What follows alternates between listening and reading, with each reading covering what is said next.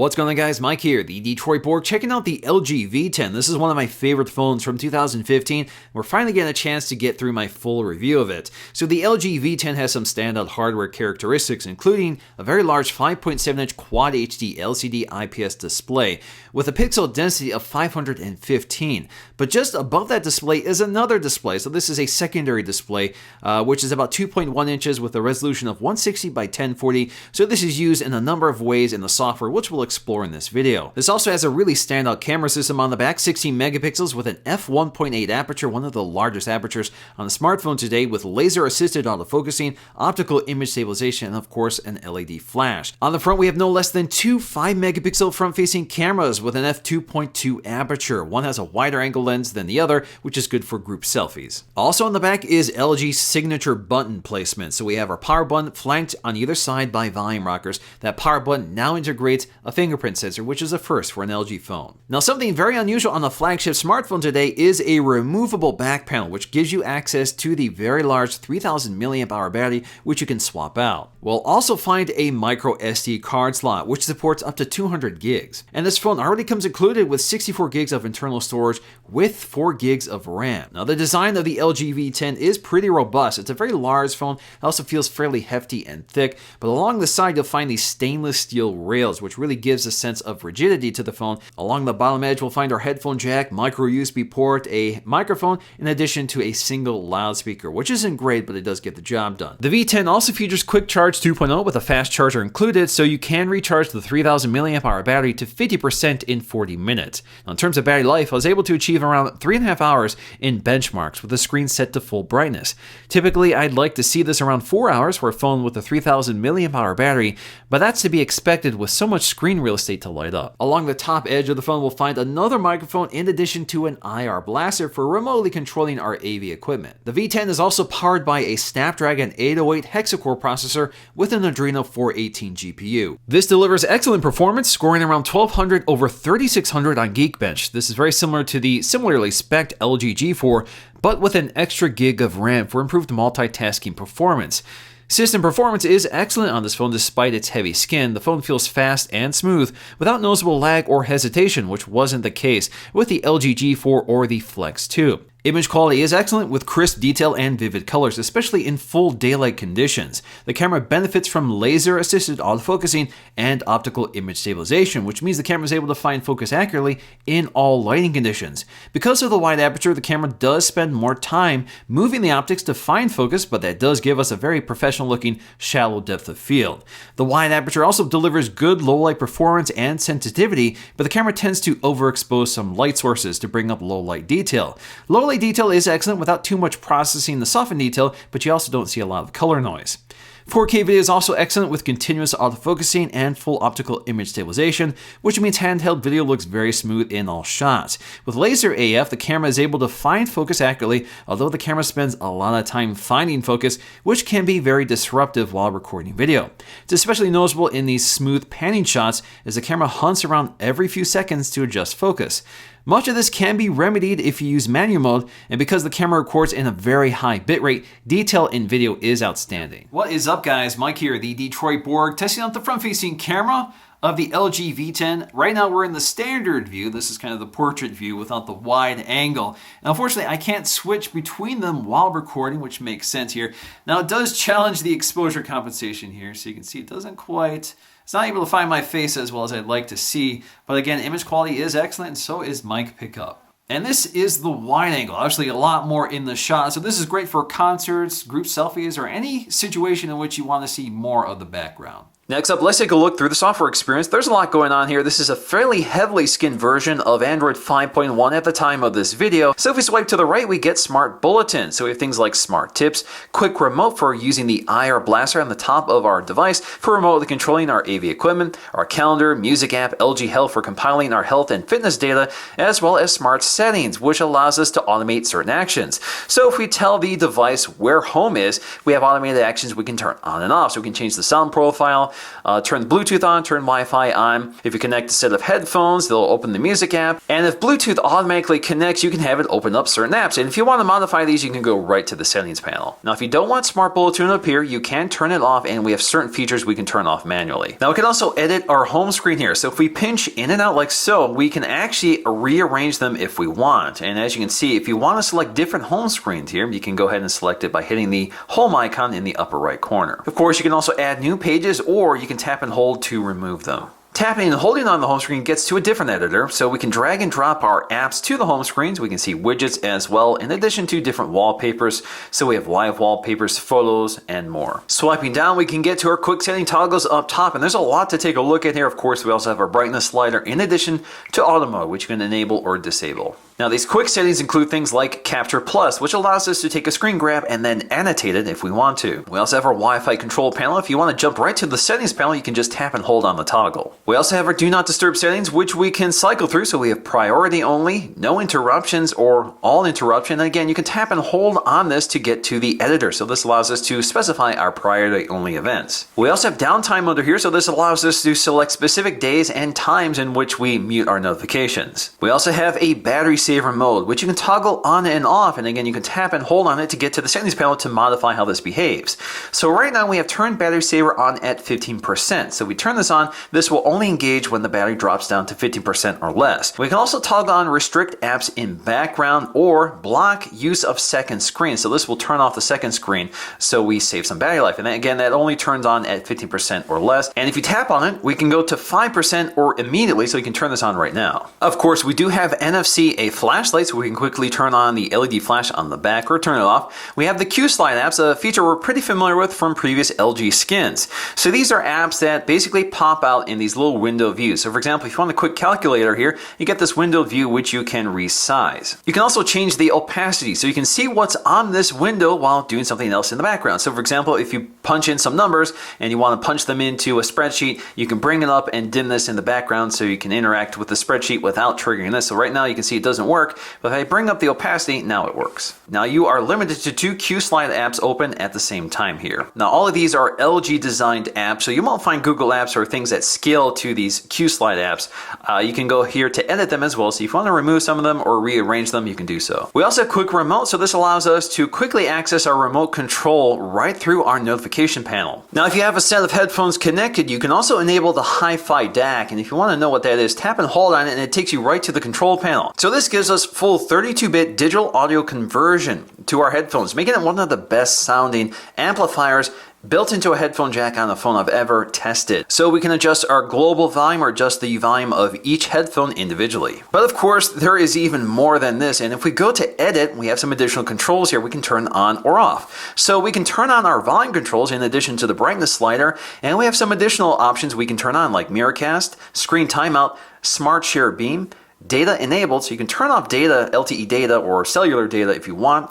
And we have screen color inversion. So if we go to the home screen now and swipe down, you can see those changes have been applied, and we have our volume slider. We can see our individual volume controls for everything. So we have granular control over volume settings. And then we have additional features like color inversion, which you can see here.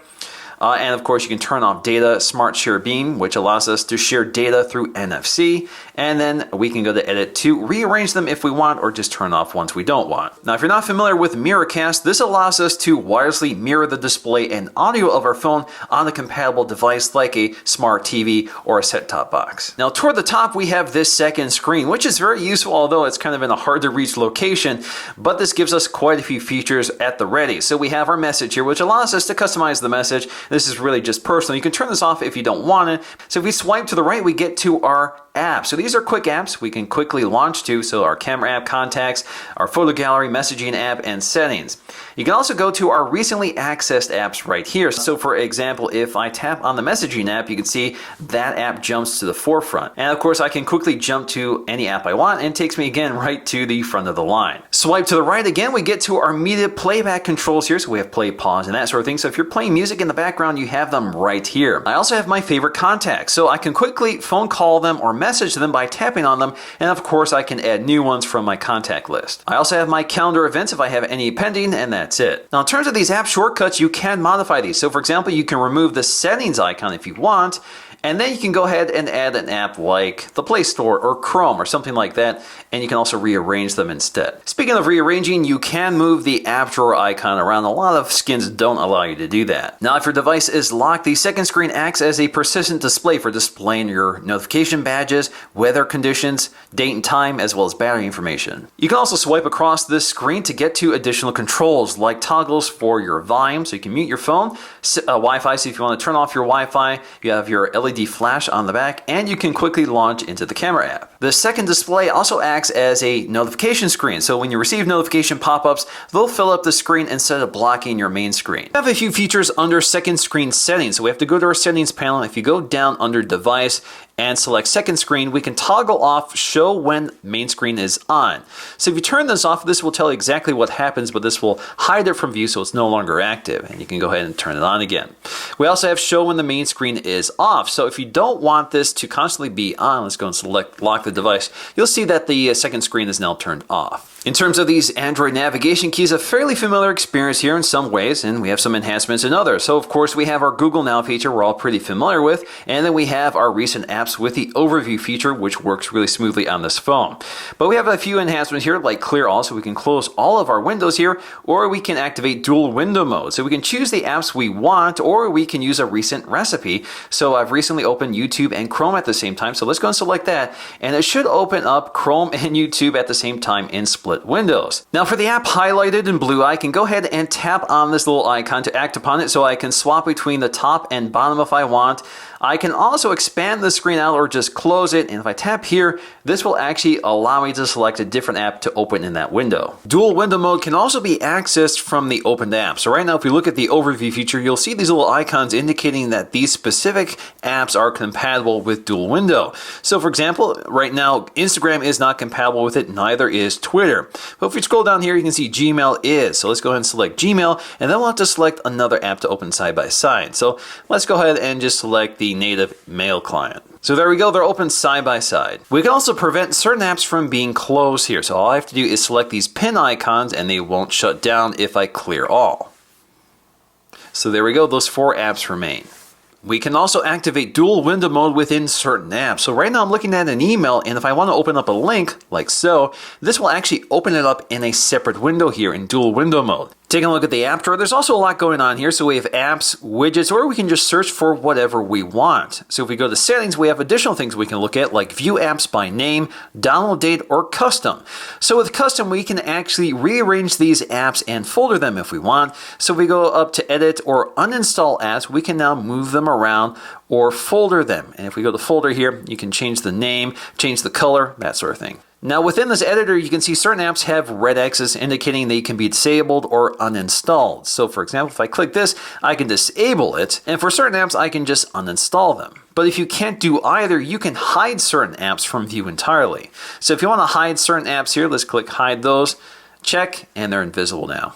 And of course, if you want to restore them, just go back to Hide Show Apps, and you can see the ones you've selected, and you can unselect them. Now, getting back to the settings panel, there's a lot to take a look at here, which also reveals many of the features you may not be aware of. So of course, we have search, so we can just search for whatever we want. If we want to jump to our display settings, it comes up right away. Now, we have 2 different views for our settings panel. We can have this continuous list view, or we can select tab view, which gives us these little tabs to quickly jump to. So under wireless networks, we have airplane mode, Wi-Fi, and Bluetooth, so all of these we can toggle on and off quickly, or jump right to the settings panel. There's also a ton of options and features under call. There's too many to go through here, but one of the things we can do is select call reject, so we can actually block certain numbers. So you can add numbers here, and you can also select your call reject mode. So you can turn this off, reject calls on the list, or reject all calls. You can also decline with a message, so if you're receiving a phone call, you can send a text message to that caller if you're busy. And of course, you can also add your own custom message if you prefer. We have noise suppression and voice clarity, so these will bump up the voice quality of your caller. We also have these 2 gestures hidden under here, so we have answer an incoming call just by raising the phone to your ear, which I find very useful. You can also silence an incoming call by flipping the phone over. Under share and connect, this is where you can turn off NFC or Android Beam or activate Smart Share Beam.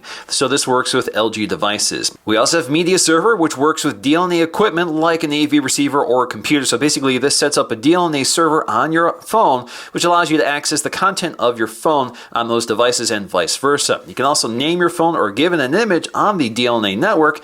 You can also select what you want shared, photos, videos, and music, or none of the above. You can also receive content by checking this, and you can see allowed devices or not allowed devices on the network. Of course, we have Miracast, which you can turn on and off, and then we have LG AirDrive, which allows you to use your LG account to set up a bridge between your devices, and then you can share content. Under sound and notifications, of course, we have a lot going on, such as your sound profiles. We have vibrate only. We have granular controls for all of our volume settings here. We can also change the vibration strength here, and then we have sound and vibration, so if you want to combine them, you can. And then we have vibration type, so we have a number of ones we can pick from. You can also add new ones by customizing the tap tone. Under display, this is where we can modify the home touch button. So if we go here, you can see we have different combinations we can pick from and modify. We've seen this before on other LG devices. So we have buttons we can add like notification, capture plus, Qslide, and dual window mode. All we have to do is drag and drop them or rearrange them. Now you can only add 2 more above the 3 standard. Of course, you can't take out your home button, back button, or your recent apps button. So obviously with the notification button here, if you tap that, that just brings down the notification panel without having to reach up to the top to swipe down. You can also quickly access your Qslide apps again from this dedicated button if you want. And then we have Capture Plus, which again allows you to take a screen grab and annotate it. And with dual window mode, we can quickly launch into that feature. But wait, there's more. If you go to color, you can change the color here. So if you want a lighter background, you can pick that. We can also hide the home touch buttons from certain apps. So for example, if we select Chrome here, and now we go to Chrome, you'll see that the touch buttons will disappear until you swipe up. Under home screen, this is where we can turn off Smart Bulletin, and of course you can also select your launcher. One of those launchers is Easy Home, so this will simplify the interface, make the icons larger, and if we swipe all the way to the right, we have quick access to our frequent contacts, which you can add here. Under lock screen, we also have quite a few features to take a look at, such as shortcuts. So this allows us to add app shortcuts to the lock screen. I've added 3 already. You can go ahead and add different ones if you want. So if you want to add the music app or the photos app, you can go ahead and select those. So all I have to do is click save, and now if I go to the lock screen, you can see I have quick access to those apps which I can swipe up on. Of course, this only works if you have swipe to unlock, so if you're using a fingerprint, that won't work. Also under lock screen, we have weather animation, so we can show our current weather conditions if there's any precipitation right on the lock screen. So unfortunately right now, nothing is going on except sunshine. We also have mini view, so this allows us to quickly shrink down the screen to a thumb reachable position, which allows us to resize this window or reposition it, or just close it out. So the way this works is if you want a right justified screen, you swipe right on the navigation keys, or if you want a left justified, just swipe left. We also have smart cleaning, which will scan your system for files you can free up storage space. Now there is a fingerprint scanner for the first time on an LG phone, so let's go and check that out. So of course there's lots of settings for security and fingerprint. Let's go ahead and add a fingerprint. To show you the process, of course I will need to enter in the PIN I set up when I first entered my first fingerprint. So you can see I have one added already, so let's go ahead and add another. I'm just going to do my left index finger here and show you the process. So all I have to do is tap your finger to the sensor on the back and it coaches you through it. So once you've trained all the fingerprints you want, you just have to enable screen lock, and you can use your fingerprint to hide or unlock content in your gallery or quick memo. So now if I go to the lock screen, you can see it quickly unlocks, and it's very reliable and fast. Now as always, the keys on the back do have multiple uses, so when the screen is locked here, if you double tap the volume down key, this will quickly launch into the camera app, and it's really fast. So again, let's just show you that. Quickly launches into the camera app and you can snap a photograph. Also when locked, if you double press the volume up key, this will launch into Quick Memo Plus. You can take a quick note. Of course, there are settings for this as well. So if you go to System and Shortcut key, you can see exactly what this is, and you can turn this off and on. You can also enable Quick Shot. So if you enable this, this will quickly snap a photograph as soon as you launch the camera app. So if you demonstrate this here, snaps a photograph right away. So taking a close look at the camera app, there's a lot going on here. So you can see the second screen is used for some camera controls. You can quickly jump through your modes, and then that leaves the rest of the screen for additional controls and screen real estate to see your shot. Of course, we have the standard controls for taking a photograph, pinch in and out to zoom, and you can tap anywhere to adjust exposure and focus. We can also record our video, which is available in 4K, and of course it is optically stabilized. And while recording video, we can pinch in and out to zoom with continuous autofocusing. Also on that second screen, you can see we have this little scroll wheel for zooming in and out. Now before we take a look at some of these other modes here, if we go to settings, you can see we have lots of options such as our screen grid if we want. We have our timer on and off, so that goes all the way up from 3 to 10 seconds. We can also use voice control, so we can say cheese, smile, whiskey, kimchi, or LG to snap a photograph. So let's try one of those. Cheese takes the photograph. We also have our resolution here. So we can see our video resolution goes all the way up to 4K or Full HD or Standard HD, which is 720p. And then we have our 4:3, 1:1, or 16:9 modes right here, which I have selected. And of course, we have our rear-facing camera, and there's a lot going on here as well because we have two camera lenses, or two camera systems entirely. So we have the standard lens here, and then we have the wide-angle lens. So that gets you a nice wide-angle view for a group selfie or something like that, or if you want to get more in the background. We also have a few other tricks here. So if we hold up our hand here, it recognizes it. If we make a fist, this will give us a little countdown and snap a photograph.